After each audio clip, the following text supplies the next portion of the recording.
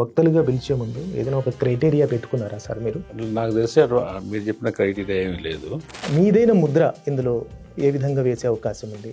నేను కూడా విశ్వసించే విలువలను దీంట్లో ఉన్నాయి. సార్నే ఎంచుకోవడానికి రీజన్ ఏంటి? తెలుగును కూడా మనం దక్కనిలో భాగంగా చూస్తాం. దీని నుంచి మేము ఇలా అనుకుంటున్నాం, ఇలాంటి అవుట్పుట్ వస్తుంది అని చెప్పడానికి ఏదైనా ఉందా? ఉత్సవాన్ని మొత్తంగా చూడాలి. నిర్దిష్టమైన థీమ్ తీసుకోవటం అనేది భవిష్యత్తులో జరగవచ్చు. ఆసక్తి ఉన్న వాళ్ళు, పాఠకులు, వాళ్ళందరూ దీనికి అటెండ్ అవ్వాలి అని అనుకుంటే ఏదైనా ప్రాసెస్ పెట్టారా? ఫెస్టివల్ చేయడానికి ఎవరో ఒకరు కావాలి. సో ఇది ఛాయా అనే ఫౌండేషన్ ఈ లిటరేచర్ ఫెస్టివల్ చేస్తుంది. ఒకవేళ సంగీతానికి లేకపోతే స్థానిక సంస్కృతులకి ప్రాధాన్యత ఇవ్వాలి అని అనుకుంటే మీకు రాయలసీమ నుంచి కానీ మళ్ళీ ఉత్తరాంధ్ర నుంచి కూడా ఎవరైనా ఇన్వాల్వ్ చేయాల్సిన అవసరం లేదా? ఇది హైదరాబాద్లో జరుగుతుంది, గుర్తించవలసిందంటే హైదరాబాద్లో జరుగుతుంది కాబట్టి ఇది తెలుగు సాహిత్యోత్సవమే, కానీ హైదరాబాద్ సాహిత్యోత్సవం కూడా. అవునా, నాకు అర్థం కావట్లేదు. ఇప్పుడు ఛాయా గోల్ ఏంటి అల్టిమేట్గా? బేసిక్గా ఆ మొదటి ప్రశ్నలోనే దానికి సమాధానం ఉంది. కథకులు వచన సభలకు వెళ్తారు. బాబు నా సభలకు ఎవరు రావట్లేదు, నేను మన నాటక ప్రయోక్తలు అనుకుంటున్నారు. మీరు ఒప్పుకోవట్లేదు సార్ దాన్ని? ప్రతితార్థము, తాత్పర్యము, అన్వయం రాసేవాళ్ళు కదా, వాటి మీద మనకు గౌరవం లేదు, కానీ అవి చాలా మంచి పని చేస్తాయి. నమస్తే, నా పేరు షరీఫ్. తెలుగునాట తొలి లిటరరీ ఫెస్టివల్కి అంటే సాహిత్య ఉత్సవానికి లేదా సాహిత్య పండుగకి ఒక ముందడుగైతే పడింది. హైదరాబాద్లో అక్టోబర్ 25న ఛాయా ప్రచురణ సంస్థ ఆధ్వర్యంలో తొలి లిటరరీ ఫెస్టివల్ నిర్వహించడానికి ఒక నిర్ణయం అయితే తీసుకున్నారు. అయితే ఈ సాహిత్య ఉత్సవానికి, ఈ ఫెస్టివల్కి డైరెక్టర్గా ప్రఖ్యాత పాత్రికేయులు, తర్వాత సాహితీ విమర్శకులు డాక్టర్ కె శ్రీనివాస్ వ్యవహరిస్తుండడం కూడా ఒక ఆసక్తిని కలిగించే అంశం కింద మనం చెప్పుకోవచ్చు. అయితే ప్రస్తుతం 3TV స్టూడియోలో ఫెస్టివల్ డైరెక్టర్ కె శ్రీనివాస్ గారు, అలాగే ఛాయా ప్రచురణ సంస్థ సీఈఓగా వ్యవహరిస్తున్న అరుణాకలత ఇద్దరు కూడా ఇవాళ స్టూడియోలో మనకు అందుబాటులో ఉన్నారు. వాళ్ళ మాటల్లోనే ఆ ఫెస్టివల్ ఎలా జరగబోతుందో అడిగి తెలుసుకుందాం. నమస్తే సార్. ముఖ్యంగా మీ ఇద్దరికి కూడా 3TV తరపున స్వాగతం. తర్వాత మొదటగా నేను కె శ్రీనివాస్ గారి దగ్గర నుంచి సార్, అంతకుముందు బెంగళూరులో ఒక ప్రోగ్రాం జరిగిన తర్వాత జైపూర్ లిటరరీ ఫెస్టివల్, తర్వాత కేరళ లిటరరీ ఫెస్టివల్, ఇవన్నీ కూడా జరుగుతూ ఉన్నాయి. తెలుగు నుంచి చాలామంది రచయితలు అక్కడికి వెళ్తూ ఉన్నారు, పార్టిసిపేట్ చేస్తూ ఉన్నారు. అయితే హైదరాబాద్ కేంద్రంగా కూడా ఇలాంటివి నిర్వహిస్తే బాగుంటుందనే ఒక వ్యాసం మీరు రాశారు అంతకుముందు, అంటే బెంగళూరు నుంచి వచ్చిన తర్వాత.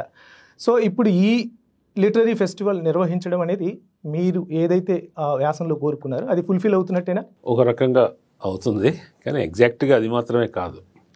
ఆ వ్యాసంలో నేను రాసింది ఏంటంటే ఇతర దక్షిణాది రాష్ట్రాల్లో ఉన్న సాహిత్య వాతావరణం, సాహిత్య కళా వాతావరణం మన తెలుగు సమాజంలో కనిపించట్లేదు.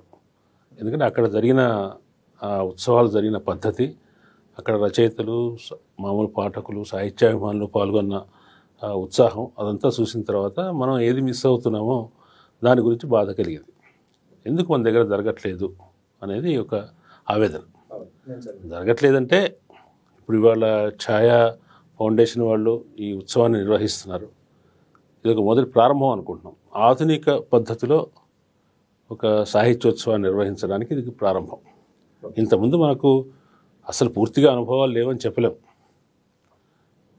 వేరు సంఘాలు వాళ్ళ సాహిత్య సభలు జరుపుతాయి. అది కాకుండా ఒకప్పుడు 1950s, ఎర్లీ 50sలో సాహిత్యోత్సవాలు అలంపూర్లో జరిగాయి. రాష్ట్రపతి వచ్చారు దానికి. ఉభయ ప్రాంతాల రచయితలు శ్రీశ్రీ దగ్గర నుంచి ఇటు కాళోజీ దగ్గర నుంచి, కాళోజీ నాగొడవ అక్కడే ఆవిష్కృతమైంది. అవన్నీ కూడా అలంపూర్లో జరిగాయి, ఒక చిన్న విలేజ్లో. అట్లా ఉత్సవాలు జరుగుతున్నాయి. అట్లాగే తెలంగాణలో కూడా ఈ హైదరాబాద్ ఆంధ్ర బీదే ఉత్సవాలు జరిగేవి. ప్రతి సంవత్సరం జరిగేది. అది సాహిత్యం ఉండేది, విద్యార్థులను ఇన్వాల్వ్ చేయటం ఉండేది. ఇటువంటి సంప్రదాయం ఒకటి ఉంది మనకి. కానీ ఆధునిక రూపంలో ఆధునిక సాహిత్య వాతావరణానికి రిప్రజెంటేషన్ ఇచ్చే విధంగా జరగట్లేదు. ఆ సంప్రదాయం అనేది తెగిపోయింది. ఇంతకుముందు ఉన్నటువంటి సంప్రదాయం తెగిపోయింది. ఇప్పుడు అనేక సంఘాలు ఉన్నాయి, సాహిత్య సంఘాలు. వాళ్ళ అభిప్రాయాలను బట్టి, వాళ్ళ పని తీరుని బట్టి వాళ్ళ సొంత సభలు జరుపుకుంటారు. కానీ సాహిత్యానికి రంగానికి అంతటికీ సంబంధించి ఒక ఉమ్మడి వేదికగా తెలుగు సాహిత్యం యొక్క సంచలనాన్ని ప్రతిఫలించే ఒక వేదిక లేకపోవటం అనేది మనకు లోపం. ఆ కల్చర్లో భాగం కాకపోవటం, పుస్తకాలు చదవటం కానివ్వండి, సాహిత్యం గురించి చర్చించడం కానివ్వండి, తెలుగు వాళ్ళ స్వభావం ఏమిటి, తెలుగు వాళ్ళ సాంస్కృతిక లక్షణం ఏమిటి అని చెప్తే దాంట్లో సాహిత్యం కానీ సాంస్కృతిక అంశాలు కానీ పుస్తక పఠనం కానీ లేవు.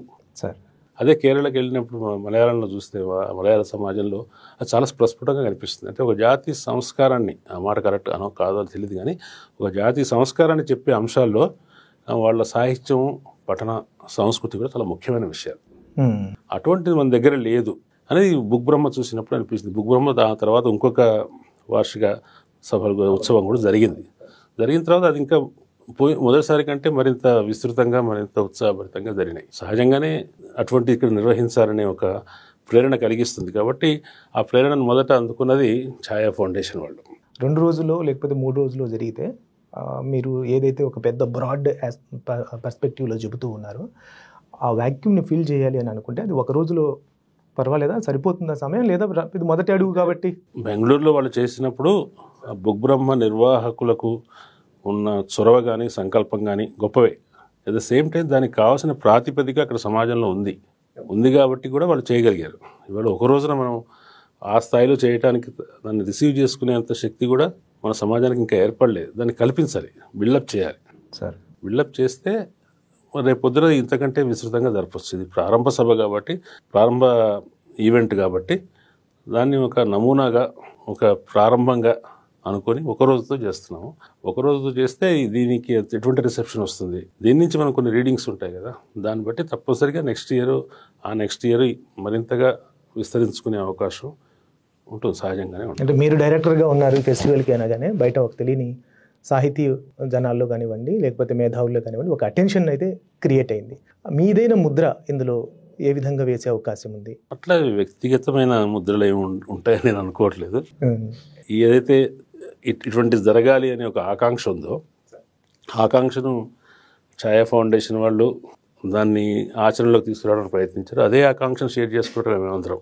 మీరు ఇందాక చెప్పిన పేర్లు ఎవరైతే మెంటర్స్ ఉన్నారో, అరుణాంక్ కానీ, ఛాయా మోహన్ బాబు గారు కానీ, ఎవరైనా సరే ఒకటే ఆకాంక్షను షేర్ చేసుకుంటున్నాం. ఓకే, దాంట్లో ప్రభావం ఏముంది? ప్రభావం అంటూ ఏమీ లేదు. కార్యక్రమాలని రూపకల్పన చేయడంలో ఇదైతే అన్ని వర్గాలకి, లేకపోతే అందరినీ ఇన్వాల్వ్ చేయడం, అన్ని సబ్జెక్ట్స్ని కవర్ చేయడం, అట్లా ఏదైనా మీదైన ముద్ర ఉంటుందా అనేది నా ఆలోచన. నేను కూడా విశ్వసించే విలువలను దీంట్లో ఉన్నాయి. అది మిగతా వాళ్ళకు సమ్మతం కాకపోతే కావు, నాకు సమ్మతం కానివి వాళ్ళు ప్రవేశపెట్టినా కావు. కాబట్టి ఇది సమిష్టి ఆలోచన. ఈ సమిష్టి ఆలోచన ఏంటంటే సాధ్యమైనంత వరకు ఇంక్లూజివ్గా ఉండాలి. అదే సార్, ఇంకోటి ఎంత ఇంక్లూజివ్గా ఉన్నాడో గుర్తుపెట్టుకోవాల్సిన విషయం ఏంటంటే, సమయము, స్థలము అన్నీ పరిమితంగా ఉంటాయి. ఓకే, 3 రోజుల సభ అయితే 100 మందిని పెట్టచ్చు, ఒకరోజు సభ అయితే 10 మందిని పెట్టచ్చు. ఆ లిమిటేషన్ ఎప్పుడు ఉంటుంది. ఆ ఉన్న దాంట్లోనే మనం ఎంతవరకు ఇంక్లూజివ్గా ఉంటాం. ఇంక్లూజివ్ అంటే కేవలం వ్యక్తులు, వాళ్ళ కులాలు, ప్రాంతాలు ఇవే కాదు కదా. సాహిత్యంలో అనేక ప్రక్రియలు ఉన్నాయి. వేర్వేరు ప్రక్రియలో వేర్వేరు ట్రెండ్స్ కొనసాగుతున్నాయి. దాంట్లో కొత్త వాళ్ళు ఉన్నారు, పాత వాళ్ళు ఉన్నారు, ప్రముఖులు ఉన్నారు, యువకులు, నవరచయితలు ఉన్నారు. అందరికీ ఒక రకం ప్రాతినిధ్యం ఉండాలి. ఈ మొదటిది నమూనా కాబట్టి, ఈ నమూనా సహజంగానే దాన్ని ఆ పరిధి మేరకే చూడమంటారు. అట్లా కదా, నమూనా కాబట్టి దీంట్లో మొత్తం వాతావరణానికి సంబంధించిన ఒక శాంపుల్ ఉంటుంది. దీంట్లో గ్యారంటీ ప్రాతినిధ్యం ఉంటుంది. ఒక సూక్ష్మ రూపంలో తెలుగు సమాజానికి సాహిత్య సమాజానికి సంబంధించిన ప్రాతినిధ్యం ఉంటుంది. దాంట్లో మిస్సింగ్స్ లేవా అంటే ఉంటాయి. ఈ ఒక్క సభతోని ముగిసిపోయేది కాదు కదా. కాబట్టి జరుగుతున్న కొద్దీ అది కంప్లీట్గా సంపూర్ణం అవుతూ వస్తుంది. అరుణాంక్, మీరు చెప్పండి, అసలు ఏం ప్లాన్ చేశారు 1 డేలో? నాకైతే చాలా సెషన్స్ అన్నారు, ఫేస్బుక్లో మిమ్మల్ని ఫాలో అవుతూ ఉన్నాను, చాలా సెషన్స్, చాలా మంది పేర్లు చెప్తూ ఉన్నారు. 1 డేలో మీరు ఎలా వీళ్ళందరినీ అకామిడేట్ చేస్తారనేది నాకున్న ఒక ప్రశ్న. అంటే ఛాయ ముందు నుండి కాస్త కొత్తదనానికి వేదికనివ్వడం, లేదా కొత్త ఇన్వెన్షన్ చేయడానికి ఉంది. So Chhaya publication is different. ఇది ఛాయ రీసోర్స్ సెంటర్ చేస్తుంది. Chhaya resource centre is an NGO. అయితే ఛాయ రీసోర్స్ సెంటర్ నిజానికి పబ్లికేషన్ స్టార్ట్ కావడానికంటే ముందు నుండి ఛాయ రీసోర్స్ సెంటర్ ఉంది. ఛాయ రీసోర్స్ సెంటర్ అది ఒక అంటే మిగిలిన దానికి మెమొరాండం ఆఫ్ ఆర్టికల్స్ ఉన్నా కూడా అది మేజర్గా పనిచేసింది సాహిత్యంలోనే. చాలా సాహితీ సభలు బహుశా గుర్తుంటే మన హైదరాబాద్ స్టడీ సర్కిల్లో రీసోర్స్ సెంటర్ తరఫున జరిగాయి. దాని తరఫునే జరిగాయి. తర్వాత ఛాయ పబ్లికేషన్లోకి వచ్చింది. సో ఇప్పటిదాకా శ్రీనివాస్ చెప్పిన ఆలంపూర్ సభలు కానీ లేదా మిగిలినవి కానీ వీటన్నిటికీ కొనసాగింపే ఛాయ లిటరేచర్ ఫెస్టివల్. ఓకే. ఈ ఛాయ లిటరేచర్ ఫెస్టివల్ ఒక సంవత్సరం, అంటే ఇప్పుడు డాక్టర్ బిఆర్ అంబేద్కర్ ఓపెన్ యూనివర్సిటీతో మాట్లాడినప్పుడు వాళ్ళు వెన్యూ పార్ట్నర్గా ఉండడానికి ఒప్పుకున్నారు. ఒక 3 ఏళ్ల పాటు వాళ్ళతో మాకు ఎంఓయూ జరిగింది. సో 3 ఏళ్ల పాటు ఖచ్చితంగా ఛాయ సాహిత్యోత్సవం జరుగుతుంది. ఆ 3 ఏళ్ల తర్వాత వాళ్ళు వెన్యూ పార్ట్నర్గా వాళ్ళకు మనకున్న ఎంఓయూ ఎక్స్టెన్షన్ అవుతుందా, కొత్త వేదిక చూస్తామనేది అది కాలం నిర్ణయిస్తుంది. Very good. సో ఇది ఒక క్యూరేటర్ లిటరీ ఫెస్టివల్ ఇట్లా తెలుగు కేంద్రంగా జరగడం అనేది మొదటిది. సో దాంట్లో కె శ్రీనివాస్, యాకూబు, కుపిలి పద్మ, స్వరూపరాణి వీళ్ళు 4 మెంటార్స్ ఉన్నారు. మొత్తంగా లిట్ ఫెస్ట్ కి శ్రీనివాస్ డైరెక్టర్. అదే ప్రోగ్రామ్ అకామిడేషన్ అలా జరిగిందని. సో మనకు ఈ 16 సెషన్స్ అనుకున్నాము. 16 సెషన్స్ 2 వేదికల మీద డిస్కషన్స్ ఉంటాయి. రెండిట్లో తెలుగు ఇంగ్లీష్ కాంబినేషన్ డిస్కషన్స్ ఉంటాయి. సో తెలుగుకి ముఖ్యంగా తెలంగాణలో ఉన్నటువంటి ఒక దక్కన్ సాహిత్యానికి లింక్ తెగిపోయి చాలా కాలం అయింది. తెలుగుకి దక్కన్ సాహిత్యానికి. సో ఈ దక్కనీ సాహిత్యంకి అంటే ఉర్దూ అనుకోవాలా? ఉర్దూ అనుకోవచ్చు. అంటే హైదరాబాద్ లో ఉర్దూ అనగానే వెంటనే మనకు నార్త్ ఇండియా వచ్చేస్తుంది. కానీ దక్కనీ అనేది తెలుగును కూడా మనం దక్కనీలో భాగంగా చూస్తాం. ఓకే. సో కానీ దక్కనీ అంటే ఉర్దూ అనుకోవచ్చు. ఈ రెండింటికి ఉన్నటువంటి ఒక లింక్ తెగిపోయి చాలా కాలం అయింది. ఇది ఈ లిట్ ఫెస్ట్ దానికి కొద్దిగా దారేస్తుందని అని అనుకోవచ్చు. సో దాని మీద స్పెసిఫిక్ గా 2 సెషన్స్ ఉన్నాయి. దక్కనీ సాహిత్యంలో వచ్చిన ప్రోజు, పోయిటరీ మీద. ప్లస్ మనం నార్మల్గా మనం బయటికి వెళ్ళి బీబీఎల్ఎఫ్ కావచ్చు, కేఎల్ఎఫ్ కావచ్చు, జైపూర్ లిట్ ఫెస్ట్ కావచ్చు, ఇంకో చోటుకు పోయినప్పుడు అక్కడ ఇట్లా జరుగుతుందని మనం ఎట్లా చెప్పుకుంటున్నామో మనం కూడా దీనికి వాటికి ఒక అనుసంధానం చేసేందుకు ఈ 3 భాషల నుండి ఒక్కొక్క స్పీకర్ని అనుకున్నాం. అది ప్రతి ఎడిషన్ లో అది కంటిన్యూ అవుతుంది. అచ్చా, ఓకే. సో తమిళం నుండి పెరుమాళ్ మురుగన్ పేర్లు ఫైనల్ అయ్యాయా? అయిపోయి. పెరుమాళ్ మురుగన్ వస్తున్నారు, కన్నడ నుండి వసుధేంద్ర వస్తున్నాడు, మలయాళం నుండి షీలా టామీ సాహిత్యం తెలుగులో రాలేదు కానీ పెరుమాళ్ మురుగన్, వసుధేంద్ర అయితే దాదాపు 5 పుస్తకాలు వాళ్ళిద్దరు తెలుగులో ఉన్నాయి. అంటే ఒక ప్రాంతం నుంచి లేదంటే ఒక భాష నుంచి ఒకరిని ఇన్వాల్వ్ చేశారా? 2-3 వస్తారా? ఒకరే. ఇంకెవరైనా ఆసక్తి ఉన్న వాళ్ళు డైరెక్ట్ రావచ్చా? రావచ్చు. అంటే వీళ్ళైతే రీసోర్స్ పర్సన్ మీ తరపు నుంచి ఆహ్వానం అందుకున్న వాళ్ళు వీళ్ళు. సో వాళ్ళు ఈ సిఎల్ఎఫ్ లో ఇనాగ్రల్ సెషన్ లో ఉంటారు. అట్లే వాళ్ళు వివిధ అంశాల మీద మాట్లాడతారు. రేపు వాళ్ళు వెళ్ళి ఎట్లయితే మనం ఇన్నాళ్ల పాటు ఇక్కడ ఫెస్టివల్ ఇట్లా జరుగుతుందని చెప్పాము, తెలుగులో కూడా ఇట్లా జరుగుతుందని చెప్పడానికి ఒక స్కోప్ ఉంది. నేను అడిగింది ప్రోగ్రామ్ ప్లానింగ్ గురించి ఏమైనా చెప్తారేమో అని. అంటే 1 డేలో ఈ సబ్జెక్ట్స్ ఉంటాయి అని చెప్పేసి సైమల్టేనియస్ సెషన్స్ ఉంటాయి. సైమల్టేనియస్ సెషన్స్ ఇప్పుడు 2 వేదికల మీద మనకు 16 సెషన్స్, ఒక వేదిక మీద 9, ఒక వేదిక మీద 7.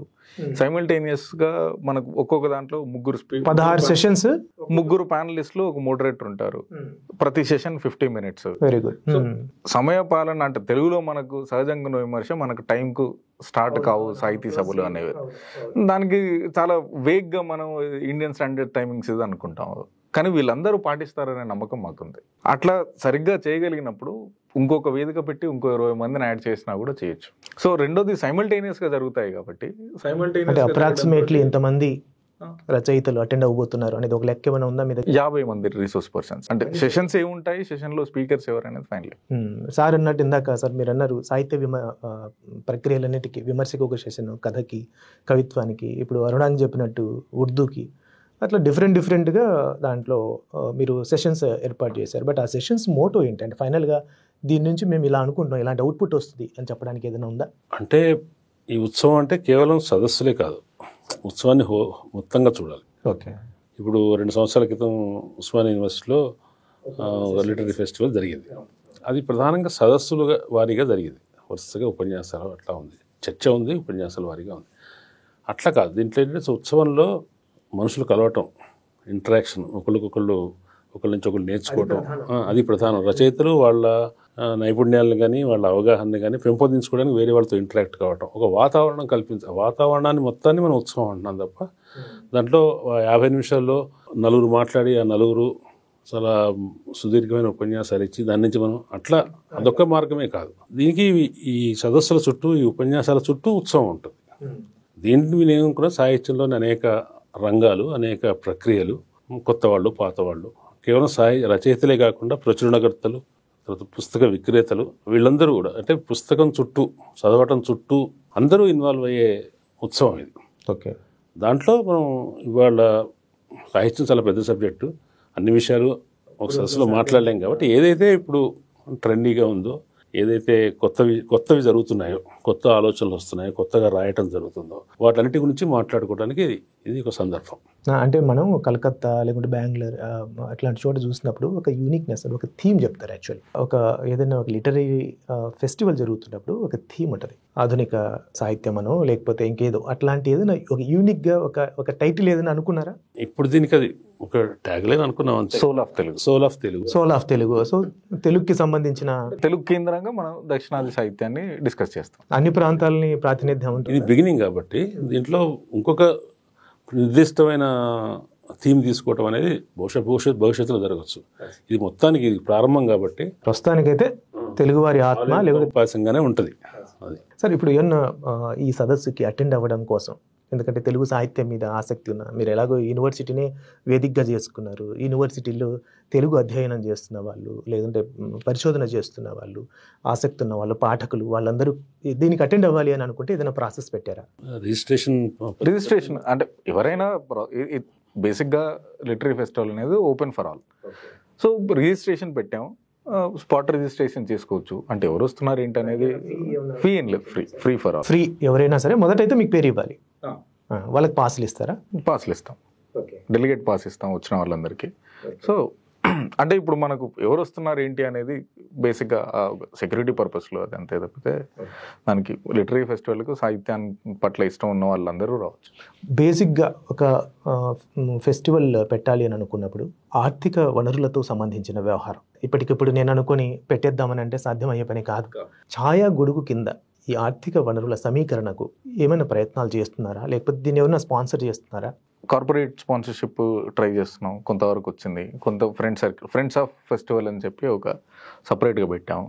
సో ఫ్రెండ్స్ ఆఫ్ ఫెస్టివల్లో చేసేవాళ్ళు ఉన్నారు, టైటిల్ స్పాన్సర్స్ ఉంటారు. బేసిక్గా ఏదో ఒక కార్పొరేట్ ఆర్గనైజేషన్ కానీ లేదా లిటరేచర్ పట్ల ఇంట్రెస్ట్ ఉన్న వాళ్ళు కానీ. సో ఇంకొక 2-3 ఫైనల్ అవ్వాలి, బట్ మేజర్గా ఇప్పటి వరకు అయిపోయింది. గత 10 ఏళ్లలో చూసుకుంటే తెలుగునాట అనేక సాహిత్య సంస్థలు, ప్రచురణ సంస్థలు, తర్వాత సాహిత్య సేవా సంస్థలు, ఎన్జిఓలు రకరకాలుగా గత 10 ఏళ్లలో పెరిగాయి. సరే, సాహిత్యం ఆ స్థాయిలో విస్తృతంగా వస్తుందా రావట్లేదా ఇదంతా వేరే చర్చ. అయితే మిగతా వాళ్ళని కలుపుకోకుండా మీరొక్కరే ఈ ప్రోగ్రామ్ చేయడానికి కారణం ఏంటంటే మిగతా వాళ్ళు కన్సల్ట్ అయితే వాళ్ళు ఎవరు రాలేదన్నారా, లేకపోతే మీరు ఒక పాలసీగా పెట్టుకున్నారా మేము మాత్రమే చేయాలి? ఫెస్టివల్ చేయడానికి ఎవరో ఒకరు కావాలి. సో ఇది ఛాయా అనే ఫౌండేషన్ ఈ లిటరేచర్ ఫెస్టివల్ చేస్తుంది. కానీ ఇది కేవలం అంటే ఛాయాకు పబ్లిషింగ్ హౌస్ కూడా ఉంది కనుక ఇది కేవలం ఛాయా పబ్లిషింగ్ సంబంధించింది కాదు. సో 50 మంది రచయితల్లో హార్డ్లీ 3-4 ఛాయా రచయితలు ఉంటారు కావచ్చు. ఇప్పుడు వీళ్ళు బుక్ స్టాల్స్ లో కూడా అంటే మనం అందరు పబ్లిషర్స్ కి ఎన్ని స్టాల్స్ పెట్టారు? ఆ స్టాల్స్ కి ఏమైనా మళ్ళీ ఎంట్రీ ఫీ ఏమైనా ఉందా? బుక్ స్టాల్స్ ఎక్స్క్లూజివ్ గా ఫ్రీ ఇచ్చేసాం. అన్ని పబ్లిషింగ్ హౌసెస్ కు చెప్పాం వచ్చి సో ఎవరైనా పబ్లిషింగ్ హౌస్ లో పెట్టి పెట్టుకోవచ్చు. సో స్పేస్ మనం ప్రొవైడ్ చేస్తున్నాం, ఫెసిలిటీస్ మనం ప్రొవైడ్ చేస్తున్నాం. రెండోది ఒక 14 బుక్ లాంచెస్ ఉన్నాయి. సో 14 బుక్ లాంచెస్ లో ప్రచురణకర్తలు ఎవరైనా ముందు మనకి ఇన్ఫార్మ్ చేస్తే ఒక స్లాట్. ఇప్పటిదాకా ఎన్ని స్లాట్స్ ఉన్నాయి? 14 ఫుల్ అయిపోయాయి. 14 ఫుల్ అయిపోయాయి. దాంట్లో ఛాయా విన్ని 2. ఓకే, మిగతా 12 కూడా మిగతా వాళ్ళకి ఇచ్చేసారు. ఒక పబ్లిషింగ్ హౌస్ కు 2కు మించకూడదు అనేది రేషన్ పెట్టి. ఏంటి ఆ 2 మనం కనుక్కోవచ్చా? ఆ పుస్తకాలు ఏ పుస్తకాలు వస్తున్నాయి అంటే ఛాయాకు 2 ఇంప్రింట్స్ ఎప్పుడు? ఎందుకంటే ఛాయా పుస్తకం వేస్తుందని అంటే ఎవరికైనా ఒక ఆసక్తి అనమాట. ఎందుకంటే మధ్య ట్రాన్స్లేషన్స్ బాగా చేస్తున్నారు, తెలుగు నుంచి ఇంగ్లీష్లో కూడా తీసుకెళ్ళడానికి ప్రయత్నాలు చేస్తూ ఉన్నారు. సో అలాంటి ల్యాండ్ మార్క్ బుక్స్ మీ దగ్గర నుంచి వస్తాయి కాబట్టి నెమ్మినీలం కావచ్చు. ప్రవాసంలో ఉన్న టిబెట్ కవులు రాసిన కవిత్వం అనువాదం ముకుందరామారావు చేశాడు. ఆ పుస్తకం అంతకుముందు కూడా ముకుందరామారావు పుస్తకం ఒకటి వేశారు కదా మీరు? ఓకే, అదే కాంతి అదే నీల దాని థిమాటిక్ గా రాశాడు. అట్లా మియా పోయిటరీ వేసాము, బౌల్ కవిత్వం వేసాము. ఇది ప్రవాసంలో ఉన్న టిబెట్ కవులు అంటే చైనా టిబెట్ గొడవలు ఇవంతా ఉన్నాయి కదా. సో దాంతో ఇండియాలో ఉన్న మిగిలిన ప్రాంతాల్లో ఉన్న టిబెట్ కవులు రాసిన కవిత్వం అంతా ఆయన ప్రవాసంలో ప్రతిఘటన అనే పేరుతో పుస్తకంగా వస్తుంది. ఆ పుస్తకం ఆవిష్కరణ. సో ఇప్పుడు వీళ్ళకి వక్తలుగా పిలిచే ముందు ఏదైనా ఒక క్రైటీరియా పెట్టుకున్నారా సార్ మీరు? అంటే నేను ఈ ప్రశ్న సార్ని అడుగుతాను. ఒక ఇంక్లూజివ్గా అందరినీ ఇన్వాల్వ్ చేయాలి అనే దాంతో పాటుగా ఛాయాకి పుస్తకాలు రాసి ఉండడమా, అంటే కొత్త వాళ్ళని తీసుకునడం, ఇట్లా ఏదైనా రూల్స్ ఉన్నాయా? బహుశా ఛాయాతో అసోసియేట్ అయిన వాళ్ళకి ప్రాధాన్యత ఉంటుందా? ఛాయాకి దీనికి సంబంధం లేదా? ఎవరైనా సరే టాలెంటెడ్ ఉన్న వాళ్ళు, పైగా ఈ సదస్సుకి ఉపయోగపడతారు అనుకున్న వాళ్ళని ఇన్వాల్వ్ చేశారా? నాకు తెలిసే మీరు చెప్పిన క్రైటీరియా ఏమీ లేదు. ఒక కవిత్వం అంటే ఇప్పుడు ఎవరు రంగంలో ఉన్నారో ఎవరి గురించి మాట్లాడుకుంటున్నాం వాళ్ళలోంచి కొంతమందిని తీసుకోవడానికి ఉండేది అవకాశం 3 లేదా 4.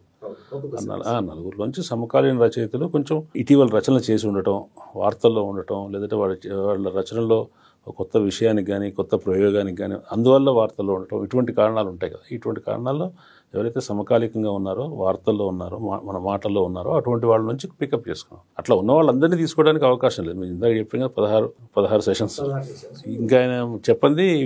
ఇంకోవైపున సైమల్టనస్గా రచయితలతో ముఖాముఖి కూడా ఉంటుంది. అవన్నీ 14 ఉన్నాయి.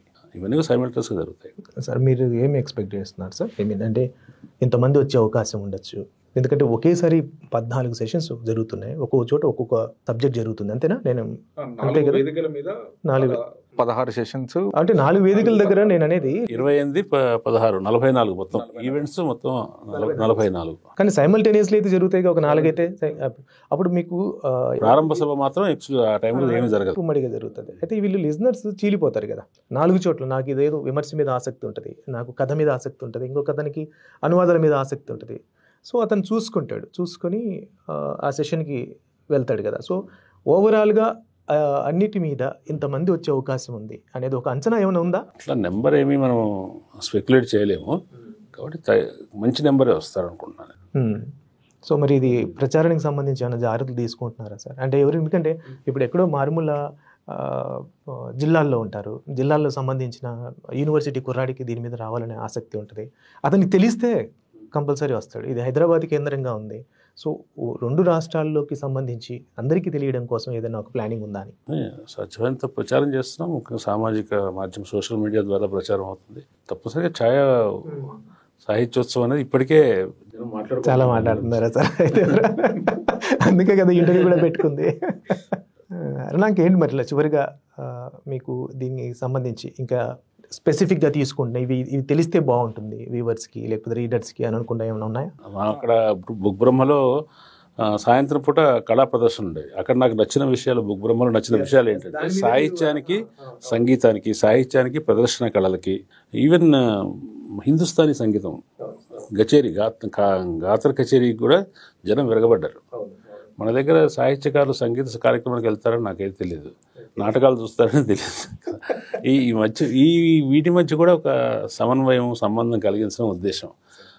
అయితే సాహిత్యానికి, సంగీతానికి, కవిత్వం అన్నిటికీ సంబంధించిన గోరటెంకన కార్యక్రమం ముగింపులో ఆయన కచేరీ చేస్తారు. అంటే మన దగ్గర ప్రతిదీ కూడా మీరు సాహిత్యం తీసుకోండి, సంగీతం తీసుకోండి, విడిపోయి చూడడం, దాన్ని కాస్త మైన్యూట్ లెవెల్లో చూడడం అనేది ఒక అలవాటు అయిపోయింది. గోరటెంకన్నా మీరు తెలంగాణ నుంచో లేకపోతే ఇన్వాల్వ్ చేస్తున్నారు. మీరు ఒకవేళ సంగీతానికి లేకపోతే స్థానిక సంస్కృతులకి ప్రాధాన్యత ఇవ్వాలి అని అనుకుంటే మీకు రాయలసీమ నుంచి కానీ మళ్ళీ ఉత్తరాంధ్ర నుంచి కూడా ఎవరైనా ఇన్వాల్వ్ చేయాల్సిన అవసరం లేదా? దానికి ఇది హైదరాబాద్లో జరుగుతుంది, గుర్తించవలసింది ఏంటంటే హైదరాబాద్లో జరుగుతుంది కాబట్టి ఇది తెలుగు సాహిత్యోత్సవమే, కానీ హైదరాబాద్ సాహిత్యోత్సవం కూడా హైదరాబాద్లో జరుగుతున్న సాహిత్యోత్సవం కాబట్టి ఇక్కడికి హాజరయ్యే వాళ్ళ దాంట్లో తగినంత మంది ఆంధ్ర, రాయలసీమ నుంచి తీసుకున్నాం. కానీ స్థానిక తెలంగాణ రిప్రజెంటేషన్ సహజంగానే ఎక్కువ ఉంటుంది. అంతేకాక నెక్స్ట్ ఫెస్టివల్స్ మనకి ఆ ప్రాంతాల్లో ఈ సంవత్సరంలోనే చేయాలనేది ఆలోచన ఉంది. అక్కడ ప్రధానంగా అక్కడి రచయితలు ఉంటారు. ఈ ఏడాదిలోనే మళ్ళీ ఇలాంటి వార్త వినే అవకాశం ఉంది. మంచి లీక్ అయితే ఇచ్చారు. అంటే ప్రాంతాల వారీగా ప్లాన్ చేస్తున్నారు అనుకోవచ్చా? పూర్తిగా అంటే బేసిక్గా అంటే ఇప్పుడు తెలంగాణలో చేస్తున్నాం కనుక ఈ తెలంగాణ సాహిత్యోత్సవం అని అనుకోవడానికి లేదు. వాళ్ళు బెంగళూరులో ఉన్నప్పుడు సాంప్రదాయ కళలకు కూడా బాగా ప్రాధాన్యత ఇచ్చారు కదా సార్ వాళ్ళు. సాంప్రదాయ కళాకారులు కూడా సామాజిక కీర్తనలు, కవిత్వం ఆలపిస్తారు వాళ్ళు. పైగా అది సమకాలీన సమస్య మీదే కాదు, ఈవెన్ బసవన్న గీతాలు, హిందుస్థానీ కచేరీ చేసిన ఆయన బసవన్న వచనాలు పాడాడు. ఓకే. సో పైగా వాళ్ళు సినిమా రంగు కూడా ఇచ్చారు సార్. యాక్చువల్లీ సినిమా వాళ్ళు అంటే ప్రకాష్ రాజ్ లాంటి వాళ్ళు కూడా అటెండ్ అయిన సందర్భాలు, సినిమాలకు రాస్తున్న వాళ్ళు, సినిమా రంగానికి సంబంధించిన వాళ్ళ ప్రెజెన్స్ ఉంటుంది ఇక్కడ కూడా, పార్టిసిపేషన్. సినిమా గ్లామర్ కూడా ఈ ఫెస్టివల్కి, సినిమా అయినా సంగీతం అయినా సాహిత్యంతో ముడిపడి ఉన్న అన్ని ప్రక్రియల్ని మనం ఏది ముడిపడి లేదు అట్లా మాట్లాడితే మనం ప్రతిదీ సంగీతం, సార్ చెప్పినట్టు సంగీతము, సినిమా, సీరియల్, టీవీ, డ్రామా, నాటకం, దేన్ని మనం అట్లా సాహిత్యం లేకుండా ఏ కళా ప్రక్రియ లేదని నాకు అనిపిస్తుంది. సో కవులు కవిత్వ సభలకు వెళ్తారు సార్, కథకులు వచన సభలకు వెళ్తారు. పాపం నా సభలకు ఎవరు రావట్లేదు, నేను మన నాటక ప్రయోక్తలు అనుకుంటున్నారు కదా. మన ఇక్కడ సంగీత కచేరీలు, నాట్య ప్రదర్శనలు జరిగితే రవీంద్ర భారతిలో అక్కడ ఎవరు పెద్దగా మనకు సాహిత్యకారులు కనిపించారు. ఎవరి ప్రపంచం వాళ్ళదిగా ఉంది. ఎక్కడో చోట ఒక అందరూ కలిసే ఒక పాయింట్ మనం తీసుకురావాలి కదా. సో ఎనీ మొత్తం ఏంటంటే నేను అడగాలి కాబట్టి అడగడమే కానీ హార్ట్ఫుల్గా వెల్కమ్ చెప్పాల్సిన సందర్భం. ఎందుకంటే మేము కూడా మొహం వాసిపోయి ఉన్నాం. యాక్చువల్లీ నేను ఇక్కడ హోస్ట్గా ఉన్నా కూడా యాజ్ ఏ రైటర్ కదా, రైటర్గా నాకు ఇంట్రెస్ట్ ఉంటుంది కదా ఎట్లయినా ఎట్టి పరిస్థితుల్లో. సో ఒక ప్రయత్నం అయితే అది ఛాయానా ఇంకొకరా అనేది పక్కన పెడితే మీ కేంద్రంగా అందులో సారు ఫస్ట్ ఫెస్టివల్కి సార్ డైరెక్టర్గా ఉండడం, అందరినీ కలుపుకుంటూ పోవడం, ఒక ప్రయాణం అయితే మొదలైంది కదా. అంతవరకు మనం 100% దీన్ని మనం స్వాగతించాల్సిన అంశమే. సో అందుకేదో అడగాలి కాబట్టి అడగడమే తప్ప ఇదేదో మళ్ళీ దీంట్లో అంటే మేము చాలా క్లియర్గా చెప్తుంది కూడా. అంటే ఈ సమస్య బుక్ బ్రహ్మకి కానీ అంటే రానిది ఛాయాకి వచ్చేది ఏంటంటే, బుక్ బ్రహ్మ పబ్లిషింగ్ హౌస్ కాదు, ఛాయా పబ్లిషింగ్ హౌస్ కనుక. సో అంటే మనకు ఒక మాట ఉంది కదా, తనంత తగ్గించుకునేవాడు అని. సో అది మేము చాలా కాన్షియస్గా ఆ డెసిషన్ తీసుకున్నాం. అవునా, నాకు అర్థం కావట్లేదు. ఇప్పుడు ఛాయా గోల్ ఏంటి అల్టిమేట్గా? మీరు అన్నట్టుగా ఫస్ట్ రీసోర్స్ సెంటర్ నుంచి మొదలైంది, తర్వాత పబ్లిషింగ్ హౌస్లోకి వచ్చింది. ఇప్పుడు మీకు ఒక రకంగా చెప్పాలంటే ఇది సాహిత్యమే అయినా కూడా ఈవెంట్ మేనేజ్మెంట్ కింద చూస్తాను అనుకో. అంటే మనం పర్టికులర్గా మాట్లాడుకుంటే ఇప్పుడు ఈవెంట్ మేనేజ్మెంట్కి వెళ్తుంది. ఆ తర్వాత స్టెప్ ఏంటి, ఇంకా సినిమాలకు కూడా ప్లాన్ చేస్తున్నారని విన్నా. అట్లేం లేదా? సాహిత్యం సినిమాల్లోకి పోతే ఛాయా ఫెసిలిటేటర్గా ఉండొచ్చు తప్పితే ఛాయా ప్రొడక్షన్లోకి వెళ్ళేది. అంటే ఛాయా నుంచి నేను ఒక ప్రకటన విన్నా ఈ మధ్యకాలంలో, ఏది ఎవరు ఏమి చేసినా కూడా అల్టిమేట్గా ఆర్థికంగా నష్టపోయే పని అయితే చేయరు కదా. ఆర్థికంగా కూడా బ్యాలెన్సింగ్ కుదరాలి. లాభాలనే మాట లేదు, కానీ ఈ బ్యాలెన్సింగ్ కుదుర్చుకుంటూ ఉంటేనే ఎవరైనా ఎక్కువ కాలం ఎక్కువ పని చేయగలరు. సో ఆ వనరులకు సంబంధించి మీరు ఏదైనా ఒక మెకానిజం అంటే మొదలు పెట్టారా? అంటే ఈ ఫెస్టివల్కి క్రమశిక్షణ అనేది కాస్త మనం మేనేజ్ చేసుకోగలిగితే ఇదేం చేయొచ్చు.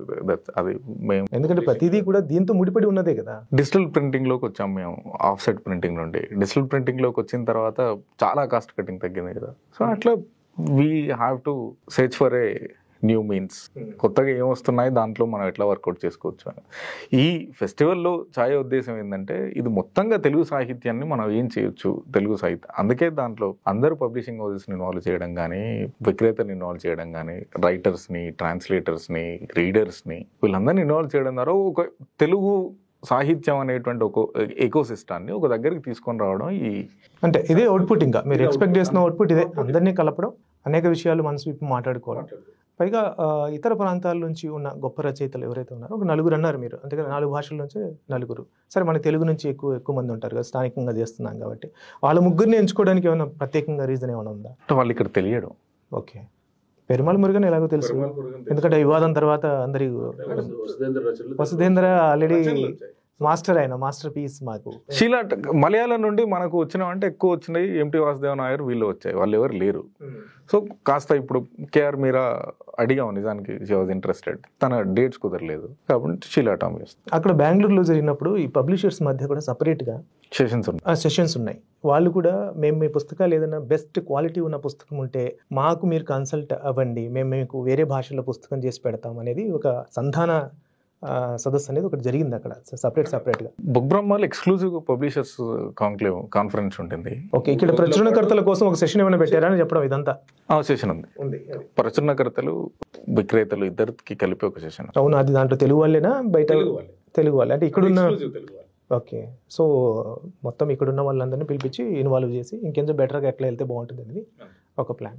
అంటే తెలుగులో పాఠకులు లేరు అనేది అబద్ధం. తెలుగులో పాఠకులు ఉన్నారు, పాఠకులకు పుస్తకం చేరట్లేదు అనేది నిజం. ఆ పుస్తకం చేర్చడం కోసం ఏమేం ప్రయత్నాలు చేయాలో అవి మనం చేయాలి. సో ఛాయా తనకు వీలైనంత ప్రయత్నాలు పబ్లిషింగ్ హౌస్లో చేయడం కాకుండా మాకు ఉన్నటువంటి స్పెషల్ ఇంట్రెస్ట్తో ఈ సాహిత్యోత్సవం కూడా అదొక విమర్శకు సంబంధించి తెలుగులో పెద్దగా లేదు. ప్రతి వాళ్ళు అంటున్న మాట, అట్లు కథకులు కానివ్వండి, సీనియర్ సాహిత్యవేత్తలు, జూనియర్ నిర్లేఖనం రాయడం మొదలుపెట్టిన వాళ్ళు కూడా తెలుగులో విమర్శ లేదు అని అంటుంటారు కదా. దీ సెషన్స్లో అంటే బహుశా మీరున్నారు కాబట్టి ఎక్స్పెక్ట్ చేస్తున్న ప్రశ్న ఇది, విమర్శకి ఏమన్నా పెద్దపీట వేస్తూ 1-2 సెషన్స్ ఏమైనా పెట్టారా? పెద్దపీట ఏం లేదు, కానీ ఒక సెషన్ చిన్నపీట. అంటే చిన్నవి పెద్దవి అనేవి కాదు, అంటే ప్రయారిటీ ఇవ్వడం అనేది. సాహిత్య రంగంలో కొన్ని అభిప్రాయాలు ఉంటాయి. అభిప్రాయాలు ఏంటంటే తెలుగులో విమర్శ లేదు అనేది ఒకటి. మీరు ఒప్పుకోవట్లేదు సార్ దాన్ని? ఏదో ఒక విమర్శ అయితే ఉంది. నేను విమర్శకుని కాదు, విమర్శకులు ఉన్నారు, కానీ విమర్శ అయితే ఉంది. అయితే ఇంకో కొన్ని రకాల పద్ధతుల్లో మోడ్స్లో విమర్శ రావాల్సిన అవసరం ఉంది. తెలుగులో విమర్శ ఒక అవసరం, దానికంటే అప్రిసియేషన్ రావడం అవసరం అని నేను అనుకుంటా. అంటే కవిత్వాన్ని ఎట్లా చదవాలి, నవలని ఎట్లా చదివి అర్థం చేసుకోవాలి. ఇక్కడ ఒక శివారెడ్డి గారు ఉన్నారనుకోండి, ఆయన కవిత్వాన్ని అర్థం చేసుకోవడానికి ఆయన కవిత్వంలో గ్రామర్ ఉంటుంది, కవిత్వానికి సంబంధించిన గ్రామర్. ఆ గ్రామర్ ఎక్స్ప్లెయిన్ చేయాలి. ఎవరన్నా ఎక్స్ప్లెయిన్ చేస్తే చాలామంది పాఠకులు ఆయన కవిత్వాన్ని, ఆయన లాంటి కవిత్వాన్ని చదవగలుగుతారు. ఇంగ్లీష్లో ఉంది అది. ఎలా చదవాలి అనేది. కవిత్వాన్ని అప్రిషియేషన్ అంటే ప్రశంసని కాదు, కవిత్వాన్ని వివరించడం, వివరణాత్మక. మనవాడు కవులు ఏమైనా కవిత్వాన్ని విమర్శిస్తారా, అవమానిస్తారేంటి, విప్పి చెప్తారా, కవిత్వాన్ని కప్పి చెప్పాలి, ఇట్లా మాట్లాడతారు. అట్లా కాదు, కవిత్వమైనా ఏదైనా కొంతమంది విప్పి చెప్పవలసిన వివరణకు అవసరమైన పాఠకులు ఉంటారు. అట్లానే పాఠకుల సంఖ్య పెరుగుతుంది. ఎట్లాగైతే ఫిక్షన్లో పల్ప్ ఫిక్షన్ వల్ల రీడర్షిప్ ఎట్లా పెరుగుతుందో, విమర్శలో కూడా అనేక విషయాల్ని వివరణంగా సులభంగా అర్థమయ్యేటట్టుగా చెప్తే పాఠకులకు సాహిత్యం ఎక్కువ దగ్గర అవుతుంది. అటువంటి విమర్శ మన దగ్గర లేదు, అటువంటి కో విమర్శ లేదు. వల్లంపాటి వెంకట సుబ్బయ్య పుస్తకం చదవడం ఎలానా, లేకపోతే కథ చదవడం ఎలాగో, సపరేట్గా చదివే విధానం కూడా, అంటే ఎలా పడితే ఎలా కాదు, దాన్ని ఇలా చదవాలి పాఠకుడు అనేవాడు అనేది ఒక వ్యాసం రాశారు సార్ ఆయన. తెలిసి ఇంగ్లీష్లో పుస్తకం రాశారు. ఆ పుస్తకంలో అదొక చాప్టర్, దాంట్లో ఒక చాప్టర్ అనమాట. అంటే చదవడం, మీరు ఆ మాట అంటే నాకు అది గుర్తుకు వస్తుంది. రెండోది ఏంటంటే మీరు చెప్పినట్టు రీడర్స్ అని ఉంటాయి కదా, ఇంగ్లీష్లో వస్తాయి. ఒక రైటర్కి సుప్రసిద్ధమైన షేక్స్పియర్కి రీడర్స్ ఉంటాయి. ఇంతకుముందు మన ప్రాచీన కావ్యాల వాళ్ళు ప్రతిపదార్థము, తాత్పర్యము, అన్వయము రాసేవాళ్ళు కదా, వాటి మీద మనకు గౌరవం లేదు, కానీ అవి చాలా మంచి పని చేస్తాయి. అది ఆ సాహిత్యాన్ని అర్థం చేసుకోవడానికి చాలా ఉపయోగపడతాయి. అట్లా ఆధునిక కవిత్వానికి కూడా అవసరం. స్పెసిఫిక్ కవిత్వానికి అవసరం ఏమో సార్ కదా. అంటే ఇప్పుడు మహాప్రస్థానం అట్లా చదువుకున్నాం కదా, ఎందుకంటే వివరించి చెప్పడం అనేది మిగతా అన్ని ప్రక్రియలకు సాధ్యం, కానీ కవిత్వం కష్టం కదా. అట్లేం లేదు. అంటే మహాప్రస్థానం డిక్షనరీలు పెట్టి చదువుకునే, మహాప్రస్థానం డిక్షనరీలు పెట్టాల్సిన అవసరం ఉండదు అనుకుంటా నేను. లేదు, ఉంది. అంటే మరి ఏ నేపథ్యం నుండి డివియేట్ అవుతున్నాం కానీ, అంటే ఉదాహరణకి, కానీ అది పాఠకుల్ని పెంచుతుంది. అది మనకి ఇంగ్లీష్లో how to read A novel, how to read poetry అని పుస్తకాలు ఉన్నాయి. అవునా, ఇది బాగుంది. మరి దీని మీద సెషన్ పెట్టారా, హౌ టు రీడ్ అని? ఇది మంచి పాయింటే కదా. లిమిటేషన్స్ ఉన్నాయి మనకు సహజంగానే. ఫస్ట్ టైం చేస్తున్నాం కాబట్టి ఒక రోజుతో చూద్దాము అనేది, తర్వాత మనకు ఫుట్ఫాల్ కానీ దానికి వచ్చేటువంటి బయట నుండి వచ్చే దాన్ని బట్టి మనం సెషన్స్ పెంచడం, ఒక రోజు 2 రోజులు చేయడం కూడా. నేనైతే బాగా ఎక్సైటింగ్గా ఉన్నాను, అందుకే ఎన్ని ప్రశ్నలు అడుగుతున్నాను. ఎందుకంటే మొదటి ప్రయత్నం కదా, అందరూ పెద్ద పెద్ద వాళ్ళంతా ఉన్నారు. అంటే ఎట్లా ఉండాలి, ఏంటి, ఏం అవసరం సాహిత్యానికి, అందులో వ్యాక్యూమ్స్ కూడా అక్కడక్కడ ఫిల్ అవుతాయని నాకు ఒక నమ్మకం. బహుశా అది నమ్మకంగానే ఉందేమో సార్ అన్నట్టుగా. దీని నుంచి ఎక్కువ ఏమి ఎక్స్పెక్ట్ చేయదు ప్రస్తుతానికి అయితే. చెప్పాల్సింది మనకు ఒక అలవాటు ఉండేది, మనకి ఎక్కువ అన్ని చోట్ల ఉండొచ్చు, మన దగ్గర ఒక అలవాటు. పైగా ఈ కాల లక్షణం కావచ్చు, ఏమున్నదని కాకుండా ఏమి లేదు అని చూడటం. ప్రస్తుతానికి అయితే మేము దీని నుంచి ఏమి ఎక్స్పెక్ట్ చేస్తున్నామంటే, ఛాయ మొదటి సాహిత్యోత్సవంలో అది ఏం చెప్తుంది చూడండి. ఏమీ చెప్పలేదు, లేదంటే ఏది మినహాయింపు వచ్చింది, ఏది లేదు అనేది కూడా చెప్పొచ్చు, కానీ అది ప్రధానం కాదు. అది కవర్ కానివి తర్వాత మేము ఇచ్చే 50 మందే తెలుగు సాహిత్యంలో గొప్పవాళ్ళని కాదు, వాళ్ళే రిప్రజెంటేషన్ కాదు. 50 మంది ఈసారి, ఇంకో 50 మంది ఇంకోసారి, ఇంకో 50 మంది ఇంకోసారి, లేదా అవకాశం వస్తే 200 మంది ఇంకోసారి. చిన్న సభ ఏర్పాటు చేస్తేనే దాంట్లో మనం అందరినీ, ఇదేమో స్టేట్మెంట్ కాదు, తెలుగు సాహిత్యం అంటే వీళ్ళే, ఈ సెషన్స్ అనే స్టేట్మెంట్. మీరున్నప్పుడు నాకు తెలిసి అలాంటి ఆలోచనలు ఏమి రాకపోవచ్చు. అయితే నీకు చివరి ప్రశ్న ఒకటి అడుగుతా. ఏంటంటే సార్నే ఎంచుకోవడానికి రీజన్ ఏంటి? ఈ ఫెస్టివల్కి డైరెక్టర్గా కె శ్రీనివాస్ గారిని ఎంచుకోవడానికి ఉన్న మీరు కానీ, మోహన్ బాబు గారు కానీ, మొదట మెంటర్స్ని ఎన్నుకున్నాక డైరెక్టర్ని ఎన్నుకున్నారా? డైరెక్టర్ని నిజానికి టెక్నికల్ ప్రశ్న, అవసరం లేని ప్రశ్న, ఆయన నా ఆసక్తి కోసం అడుగుతున్నా. మెంటర్స్ తర్వాత డైరెక్టర్నే, డైరెక్టర్ తర్వాత మెంటర్స్ని ఎంచుకోలేదు. Srinivas part of the mentors. Actually వీళ్ళు 4 మెంటార్స్, శ్రీనివాస్ ఫెస్టివల్ డైరెక్టర్ కూడా. సార్ ఒప్పుకున్నారా? వెంటనే తిరిగి ఆలోచించారు. బేసిక్గా ఆ మొదటి ప్రశ్నలోనే దానికి సమాధానం ఉంది, ఆల్రెడీ చెప్పాడు. థ్యాంక్ యూ సో మచ్ అరుణాంకులంతా. Thank you so much sir, చాలా చక్కగా అనేక విషయాలు వివరించారు. Thank you 3TV.